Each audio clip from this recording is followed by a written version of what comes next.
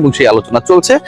সবশেষ আলোচনা যেটা হয়েছে মাহমুদুল্লাহ রিয়াদের, এবং সেই মাহমুদুল্লাহ রিয়াদের সাথে আলোচনা হয়েছে ক্রিকেট অপারেশনস এর দায়িত্বে যিনি রয়েছেন নাজমুল আবেদিন ফাহিম।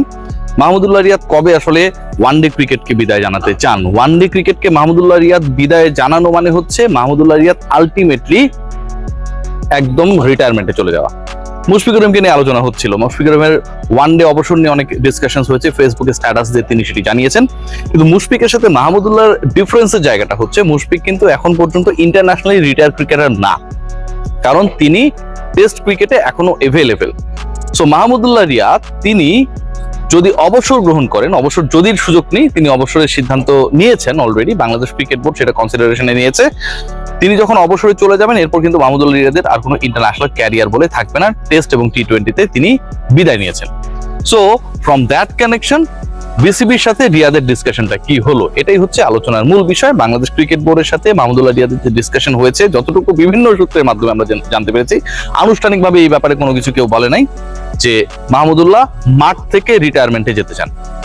মাহমুদুল্লাহ মাঠ থেকে রিটায়ারমেন্টে যেতে চান মানে মুশফিক যেভাবে ফেসবুকে অ্যানাউন্স করেছেন তার আর কোনোভাবেই ওয়ানডে ক্রিকেটে দেশের জার্সি গায়ে মাঠে নামার সুযোগ সম্ভাবনা কোনোটাই নেই। তাকে কেক কেটে তার দল মোহামেডান সেলিব্রেট করেছে তার রিটায়ারমেন্টটাকে, তার গ্লোরিয়াস ক্যারিয়ারকে।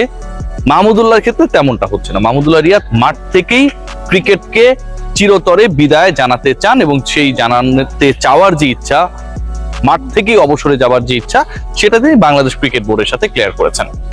এরপরে ঘটনা যেটা ঘটেছে, এরপরে আলোচনার পয়েন্ট যেটা, সেটা আসলে কবে ঘটতে যাচ্ছে।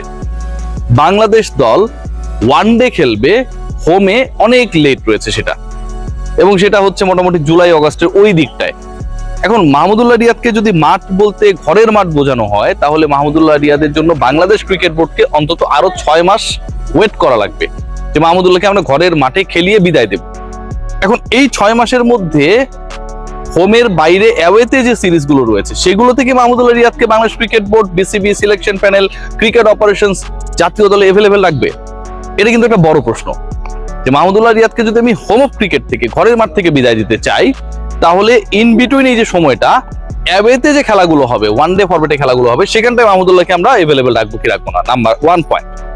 নাম্বার 2, মাঠ থেকে যেহেতু বিদায় জানাতে চায়, মাঠকে যদি আমরা কমন ধরে নিই, তাহলে যেই খেলাটাই নেক্সট ওয়ানডে ম্যাচ হিসেবে হবে, বাংলাদেশ যেটাতে মাঠে নামবে, মাহমুদুল্লাহকে কি সেই ম্যাচটা খেলিয়েই, সেটা হোমে হোক অ্যাওয়েতে হোক, আমরা বিদায় দিব কিনা, এই জায়গাটায় বাংলাদেশ ক্রিকেট বোর্ড আটকে আছে।